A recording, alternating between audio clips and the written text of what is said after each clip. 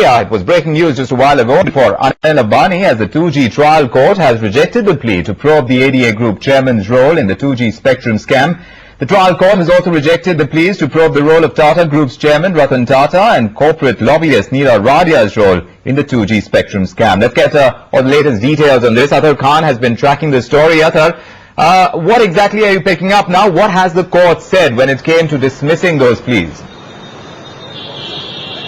I talked to you a little earlier and I told you we should wait for the rationale that the judge has given. I have that order copy with me right now and I'll give you the 3 brief points that he's given in as his rationale for why he dismissed those pleas. First of all, he's saying in the plea that the information submitted by these 2 petitioners, Mr. M. Furqan as well as Dharmendra Pandey, is not new at all, and everything that they submitted to court has already been on court records. That's the first point he's giving and why he's dismissed the application. Another point he's saying is that a third-party intervention in such a case that is a pending police investigation has no precedent, and that is why he's forced to dismiss this plea. I'm going to quote 2 lines from what the judge has said. He said, "The application are not only devoid of any substance but also contrary to law and deserve to be dismissed with heavy costs as application after application of this nature are wasting precious time of the court." Also, he said that I'm being lenient with these 2 people and only finding them about 10,000 each. Otherwise, he could have fined a lot more, but he's being lenient with these 2 people. So temporary sigh of relief for Ambani as well as Ratan Tata. I'd also like to clarify one thing. Reports coming in some parts of the media, some sections of the media saying that Mr. Tata has received a clean chit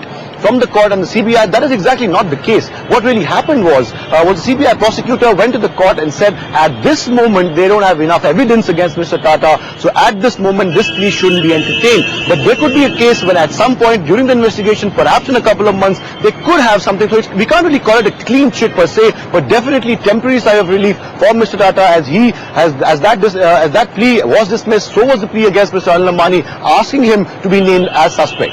Very quickly, how temporary is that relief for both these gentlemen, Ratan Tata and Ambani? Well, it's difficult to say, Vikram, because the CBI is still investigating that case. Of course, they produce witnesses in the case, they produce the accused in the case, but they're still on the case. So at some given point, if they have any evidence, they can come back to court and say, look, we have evidence against these 2 top corporate honchos and we want to get them as accused. But at this moment in time, they don't have enough evidence. The CBI prosecutor has also said that at this moment, at this juncture in the case, they don't have any strong evidence that can be submitted in court against these 2 top honchos. So really, Mr. Tata and Mr. Ambani, I wouldn't say that they've got off the hook completely, but for the time being, they can relax. The petitioners are concerned, what could be their next step?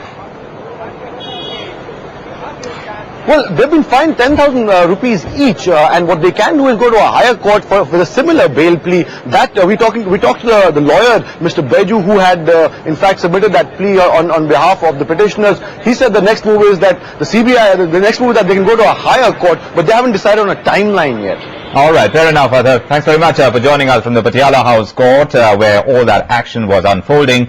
As expected, 2 stocks that were in focus.